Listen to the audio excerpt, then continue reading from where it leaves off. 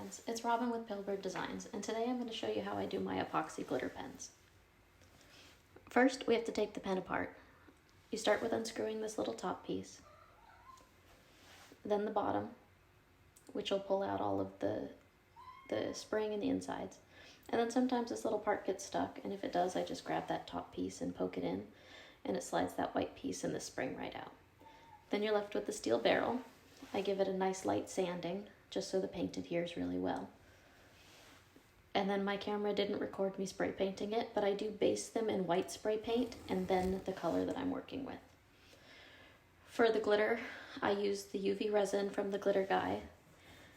Put about an inch little line on it, so it's a nice thin coat, and spread it out with a gloved finger. Making sure to go over it more than once to make sure there's no bumps at the top or bottom where it tends to pool. And then with the excess on my finger, I just tap the top.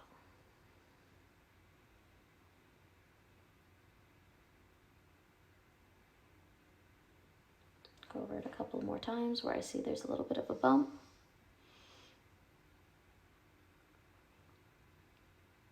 And then I'm using bubble gum from the glitter guy. It's an iridescent pink.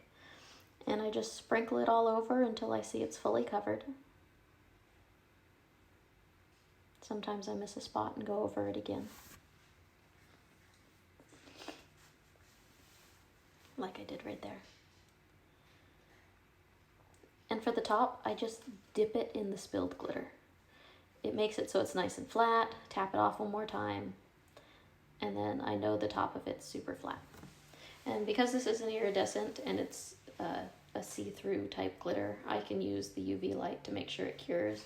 On like metallics, I would normally use an epoxy for every step, but because it's an iridescent glitter, I don't mind using the UV light to cure the glitter onto it.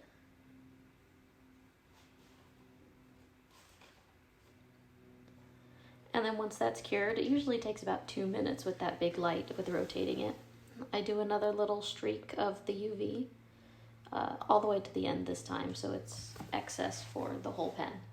And then same process, just coat it with your finger, making sure to get all those spots. And usually I only need about 1 coat before I decal, but sometimes you'll do 2. It's kind of up to your judgment. I do use really thin coats with the UV resin. Same thing on that top, just tap it.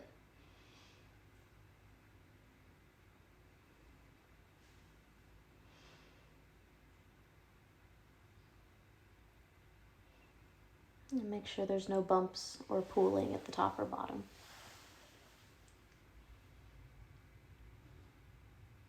And then I'll let it cure in front of the light again.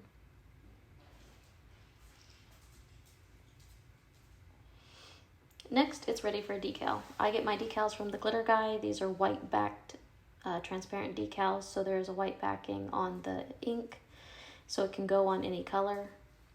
They have these in black and white, which is really nice because the white shows up really nicely on the darker colors. I just trim it down as much as I can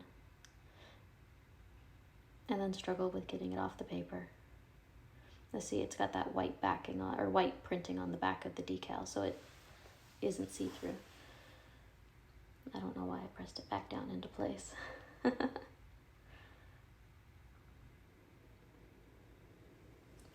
But we'll pull it up and I will put it a little way from the edge, the top edge, and just kind of eyeball it into place. And then when it's where I want it to be, I'll press it down. It was a little crooked, so I repressed it. And then once it's on, press it down firmly, and it's ready for its next coat.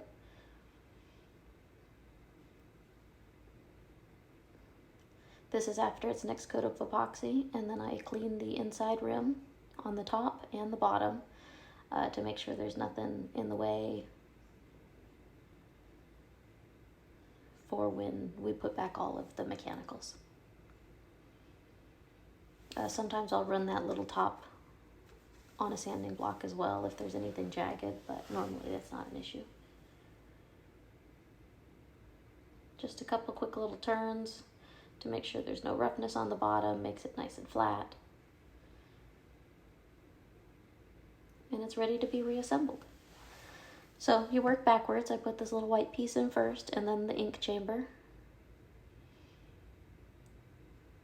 Tighten it down with the, I have no idea what that part's called, but tighten it down with that. And then you put back in the top spring.